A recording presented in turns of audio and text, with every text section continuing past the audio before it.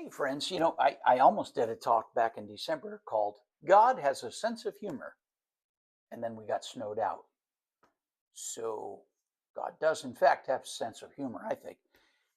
And I was going to do that talk again, but it's too close to some majorly tragic and not at all funny events that have happened in our country. Just out of respect for some things going on, I'm going to stay away from that talk and wait until we can celebrate together.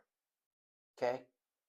So it's interesting that here again, I'm supposed to be there, and this winter weather is upon us. So let's kick off with a little bit of music.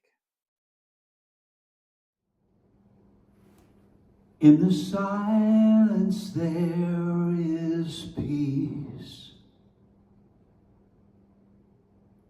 In the silence there is unspoken joy. In the silence there's release from a world full of chaos and noise. So I wait in this holy silence when I hear all that could never be said, and right here in this holy presence I find God, and I find myself.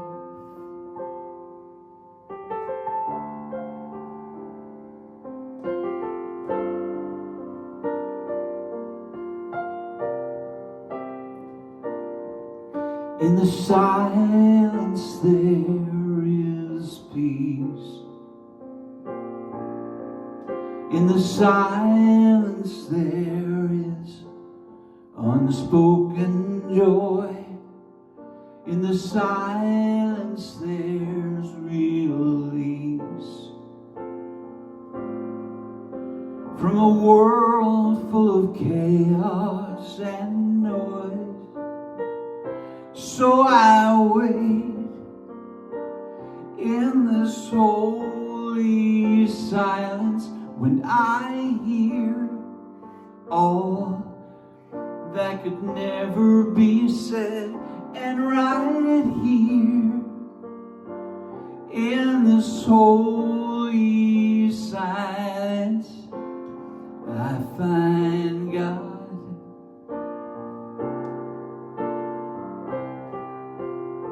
I find God, and I find myself.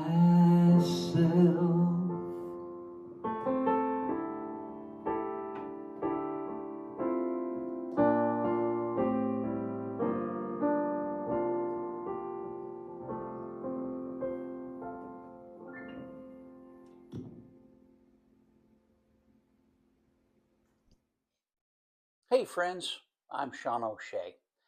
I can't tell you how sad I was when the weather reports, came upon us, and we realized that there was no way I was going to be able to make this trip to be there in person. There's nothing like being in the same room, making direct eye contact. Those are two of my favorite things about serving in this role. Looking deeply into someone's eyes and into someone's soul. And also, I'm a hugger. I, I'm an affectionate person, and some people aren't okay with that, and I'm always sensitive to that as well. Give you your space, but I like to meet friends that you brought or family members that you brought. I want to know more about you. And when you're just at home watching me this way, I don't get that privilege. But hey, we're making the best of a very strange situation. So kudos to my friends at Valley Community Church Divine Science for, making this effort to make sure that our community is still going strong during this weird weather weekend of ours. Hey, I'd like to share a song that I wrote with you. It was probably 10 minutes before I started a divine science church gathering with my friend Reverend Dr. Tim Stewart. And I didn't really care for the song that I had prepared that day. So on my way out the door, like keys in hand, ready, going out the door, I plopped down at the piano and wrote the song. So when I see you next live, this will be your rehearsal, right? I want you to sing the chorus with me when I'm there in person. It goes, be here now, be here now. So just sing along with me at that point when I get to see you in person. Anyway, here is Be Here Now.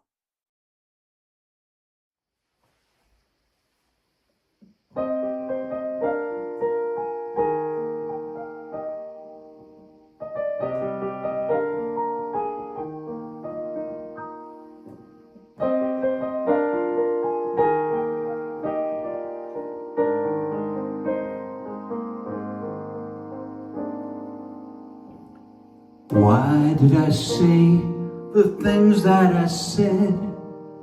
Why did I do what I did? Feeling so lost and alone in this world, I'd forgotten that I am God's kid. That's when I heard it, the voice on my heart, making me want to believe. It's simple, it's easy, just be still and know this message was mine to receive. Be here now. Be here now. Be here now. Be here now.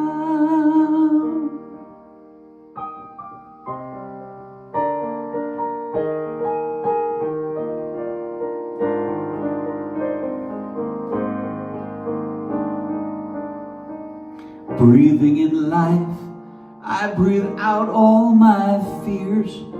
I'm calm and I'll know what to do. My fear and my doubt have no handle on me. I'm wise when I listen to you. I'm safe and I'm loved as a child of God. I know that forgiveness is mine. The weight of the burdens I've carried around will ease as I quiet my mind. And be here now. Be here now. Be here now. Be here now.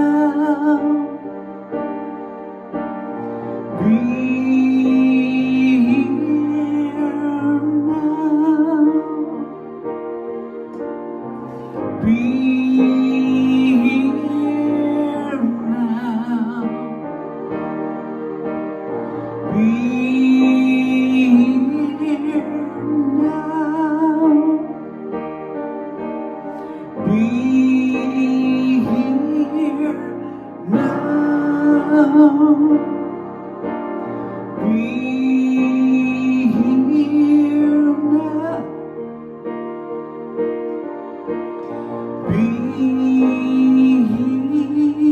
now.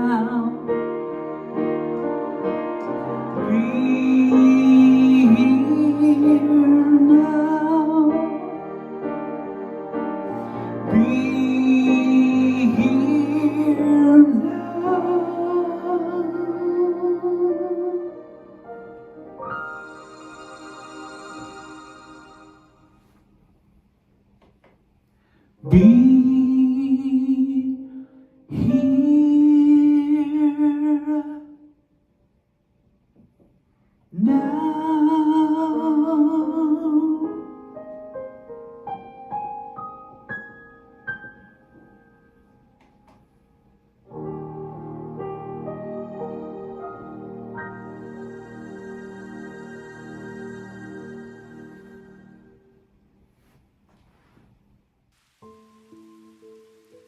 let's take a moment to meditate, be together, and center ourselves for this time together. Take a deep cleansing breath.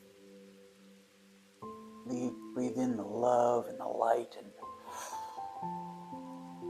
breathe out all the concerns about weather or anything else that's going on in your life. Feel your feet firmly planted on the floor. Feel grounded. Feel loved, connected. Feel the light just wash over you. And be here now.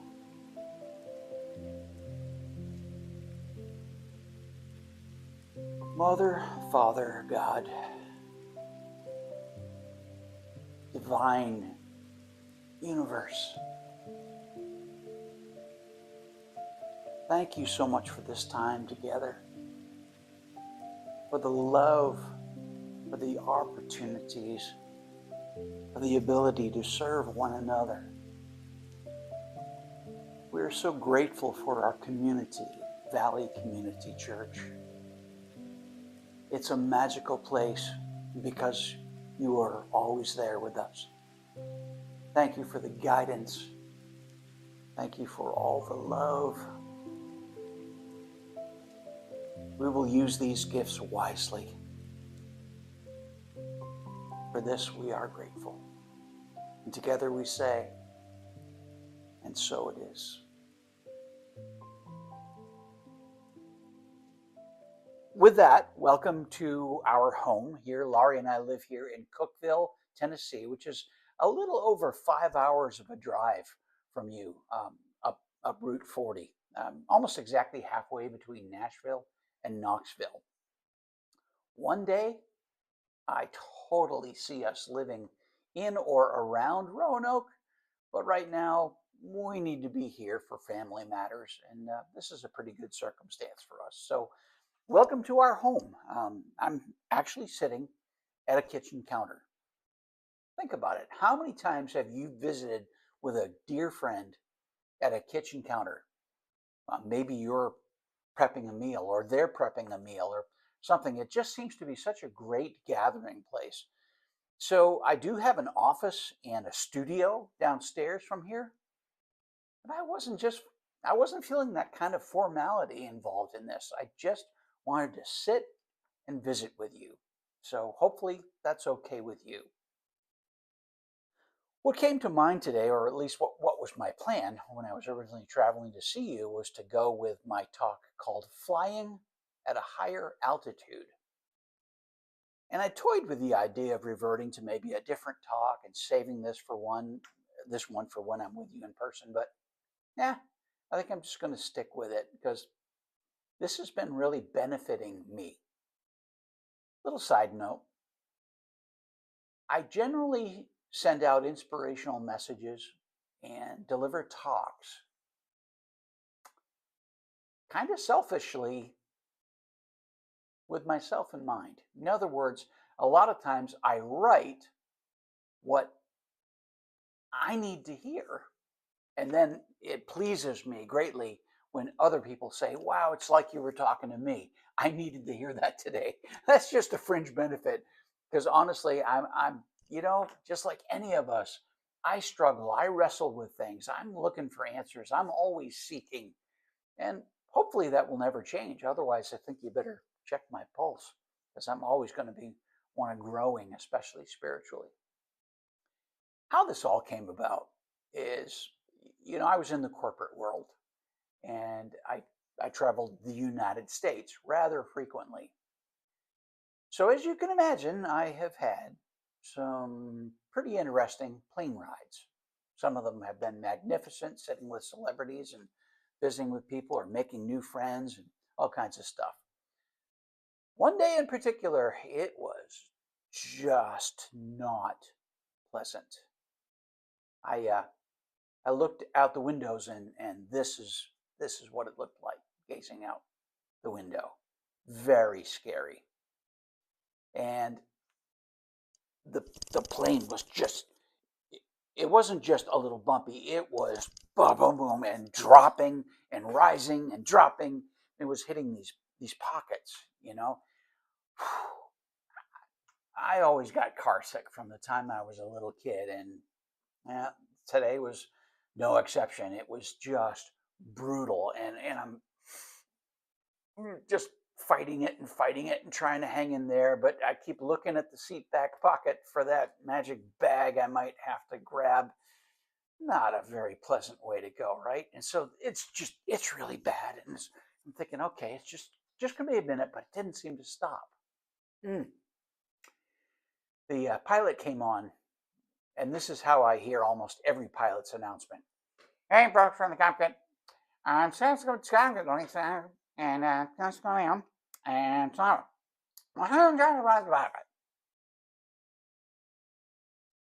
and I'm replaying it in my head, and I got nothing. So I lean over to this lady next to me. I'm like, what did he just say? It's gonna get a little bumpy. No, you can't make this stuff up. It's gonna get a little bumpy. Oh, is it now? I'll prepare myself. There's great. That's wonderful. And a little while later, he comes back on.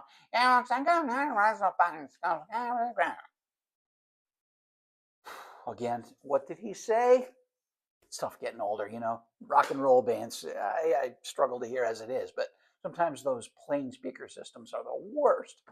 She says he's going to try to rise up above it. But I like the sounds of that.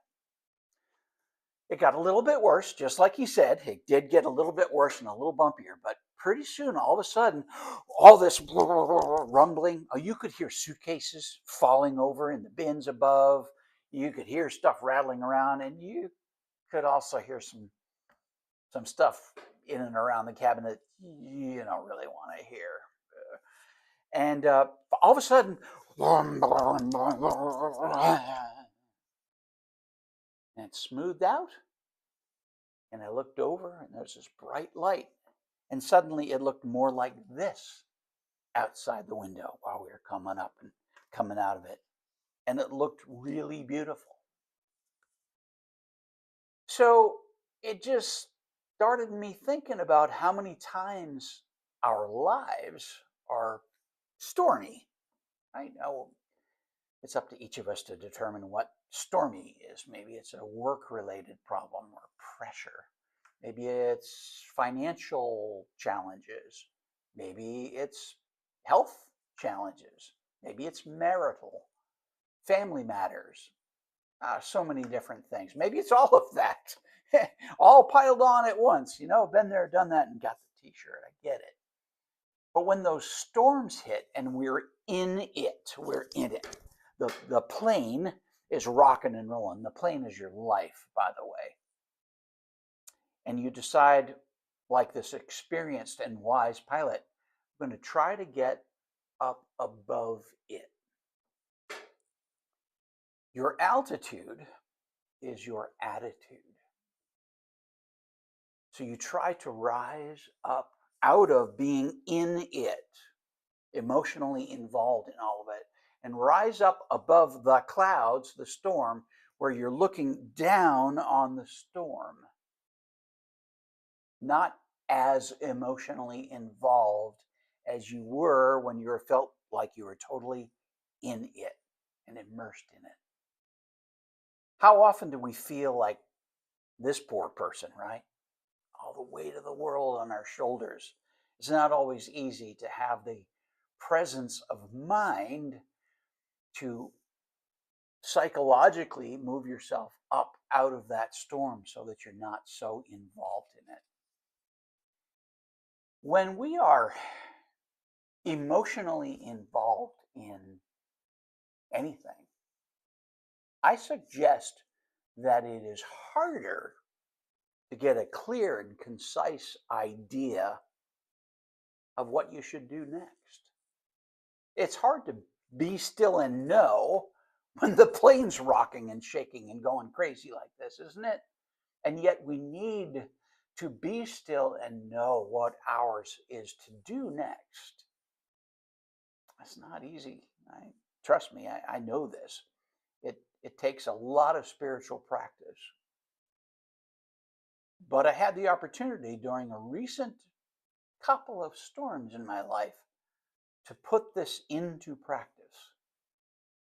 And the difference was astounding. Let me kind of give you an example. Let's say, you go over to visit a friend, your friend tells you about this mess she's in at work and a bad boss and a difficult neighbor and trouble with the marriage, and you just listen. You're not emotionally, you care about your friend, but you're not in the storm. You're observing the storm. And you have a crystal, concise, and wise suggestion for your friend. Wow. Have you thought about maybe trying this? Very calmly and matter of factly. And your friend says, "Oh my gosh, that's brilliant. Why didn't I think of that?" Doesn't work all the time, but I suggest to you that when you are not the one in the storm with that plane rocking and rolling, that it is easier to have things come to you and to be still and know what's yours to do next. So you can be there for your friend because you're not the one in the storm. It doesn't mean you don't care about your friend and that you're not sharing the load with them, but it does say that you are in a better place to be able to figure out what to do. And we're not all knowing, we're not all wise, but we know who is, and we want to have access. And we want to have that access as calmly and attentively as we can. I found this quote, by the way, from someone who lived in darkness her whole life. But she wrote or said, "We still have it in our power to rise above the fears, imagined and real, and to shoulder the great burdens which destiny has placed upon us, not for our country alone, but for the benefit of all the world. And that is the only destiny worthy of America." She was obviously referencing something politically going on with the country at the time, but isn't it interesting that she added, rise above the fears, imagined and real, because sometimes they're very real and sometimes it's our imagination, right? It's worry. Worry, I heard once defined as a misuse of imagination. Guilty. Oh boy, do I do that. Well, what if this happens? And then, oh, I imagine that going wrong. And then that is indeed a misuse of imagination. But to think that Helen Keller is the one who said that, how amazing. How amazing. I found a few quotes on storms. Let me share them with you. "You can't calm the storm, so stop trying. What you can do is calm yourself, and the storm will pass." The storm will pass. It's true. There's never been a storm, a weather event of any kind that's taken place in this whole wonderful world of ours that has not dissipated and moved on. None. I believe it's also true of the challenges and the storms of our lives, that this too shall pass. Where have we heard that before? This too shall pass. Yeah. Hard to hold on to when the plane's doing this and you're reaching for the barf bag in the back seat pocket. But yeah, it's what we got to do, right? Here's an interesting one. "Not all storms come to disrupt your life. Some come to clear your path." Oh, now that's tough to see when you're in it, isn't it? But I'll bet everybody watching this video can look back in their lives at a time where something went wrong. or a relationship fell apart, or a friendship ended, or you lost a job that you liked or thought you liked, or any number of circumstances that happened that at the time seemed catastrophic, or at least a storm. And yet you get to the other side and go, wow, if this hadn't happened, then I wouldn't have met this person who made this happen. And wow, it all just kind of happened. So do be mindful, and there's a whole talk on this alone, I know. But do be mindful that a lot of times things don't happen to you, they happen for you. Hang in there. A quote by someone named Haruki Murakami. I hope I did his name justice for all my Japanese friends out there. Haruki Murakami. When you come out of the storm, you won't be the same person that walked in. And that's what the storm is all about. Oh, wow. Can you stop and think of storms that happened in your life? And you can measurably say, wow, because that happened, I'm stronger, I'm wiser, I'm in a different place, and thank goodness that happened. The storm that could have broken you was actually the storm that made you who you are today. And then I'll add one more just for fun. Some people create their own storms and then get mad when it rains. I think that I was one of those people, to be honest with you. So, what are some steps in dealing with the storms of our lives? I'm going to suggest, first of all, you have to be aware that there's a storm going on. So your awareness of what's going on around you. What is your perception of what's going on you? Is this good or bad? Does this require immediate action, or can I sit with this and see what's learned from it? What needs to happen next? Awareness, perception. Next is attitude. Am I going to get out of this, or am I going to take on that, we're doomed, we'll never make it? Gulliver's Travel pessimistic guy, remember him? We're doomed, we'll never make it. Remember to repeat your affirmations. One of my favorites is, God's got this, or we've got this, as co-creator with God. I sometimes just say, you're going to be okay. I have anxiety, and sometimes I have panic attacks. Getting really candid and personal with you, I have some really bad panic attacks where I break into a sweat and I can't catch my breath. And if I just close my eyes for a minute and I say, you're okay, you're okay, you're okay. That's my affirmation that works for me. You find the one that works for you. And then, like any prayerful place, especially those of us in New Thought, you close that awareness and the steps with gratitude. Thank you, God, for I know this is all happening for a reason, and we are going to get through it together. For this and so much more, I am so grateful. This quote, and I'm sorry I can't tell you who said it originally, a positive attitude gives you power over your circumstances instead of your circumstances having power over you. I also found one from the sales guru, mostly known for his sales training, but he was really more of a life coach than just a sales trainer. Zig Ziglar said, and this is so applicable for my talk here, your attitude, not your aptitude, will determine your altitude. We say that again. Your attitude, not your aptitude, will determine your altitude.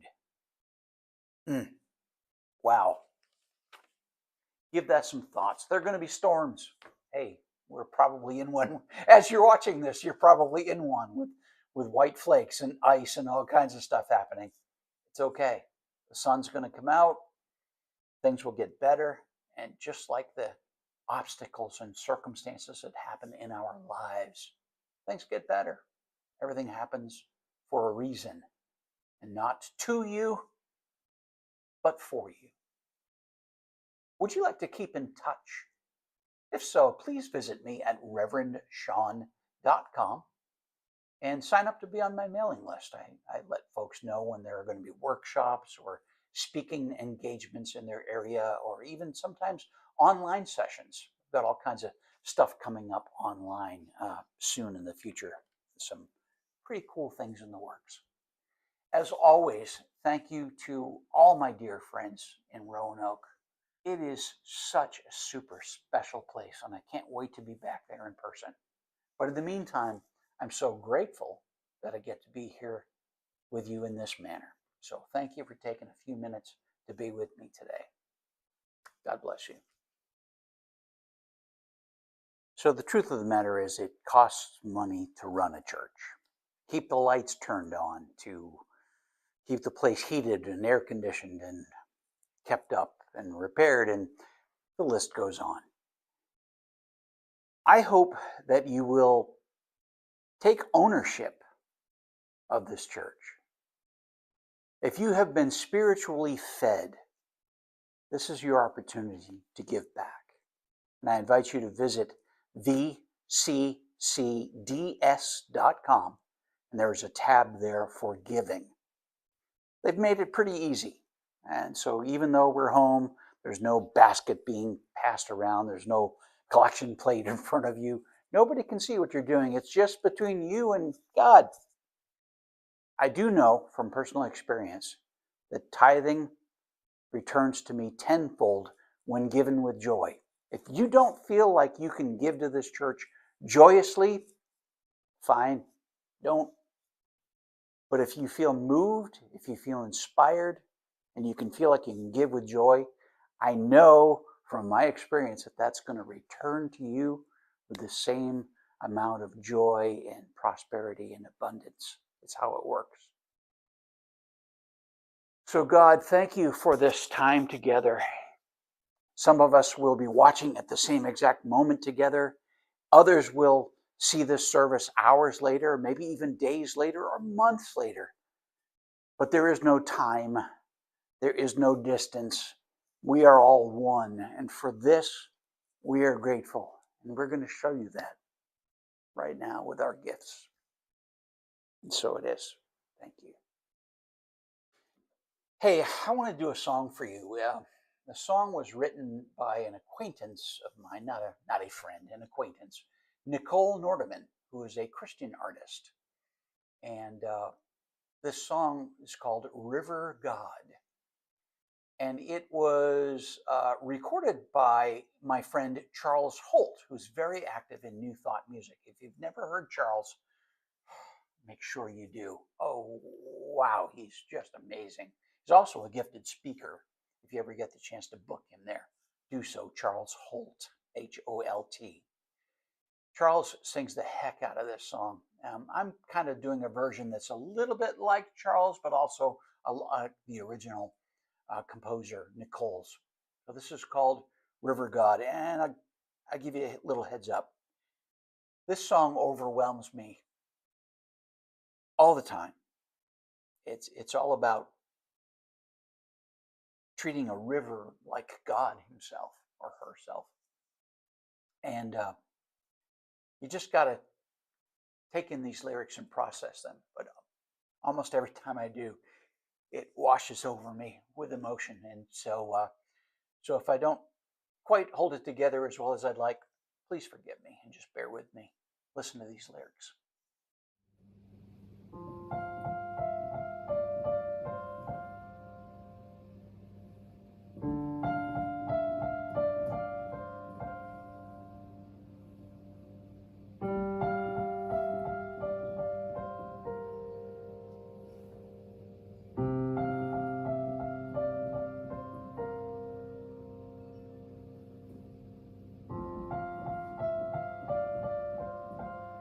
Rolling, river, God. Little stones are smooth, only once the water passes through.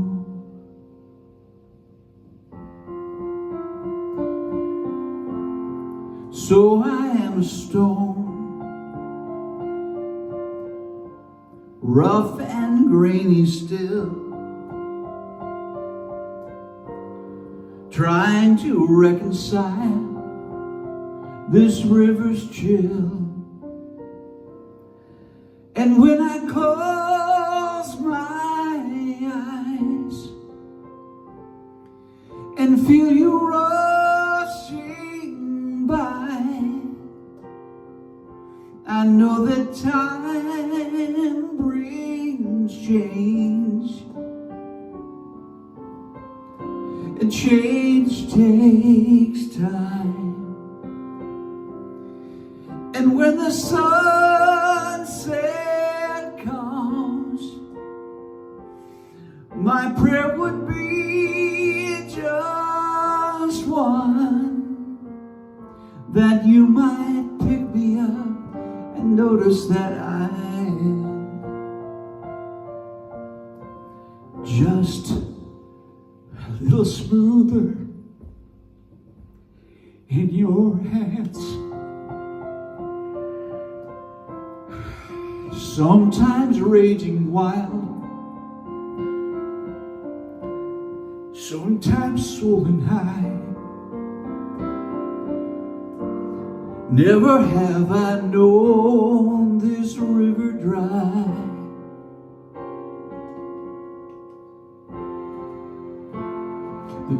The deepest part of you is where I want to stay, and feel the sharpest edges washed away. And when I close my eyes and feel you rushing by, I know that time brings change, and change takes time. And when the sunset comes, my prayer would be just one, that you might pick me up and notice that I am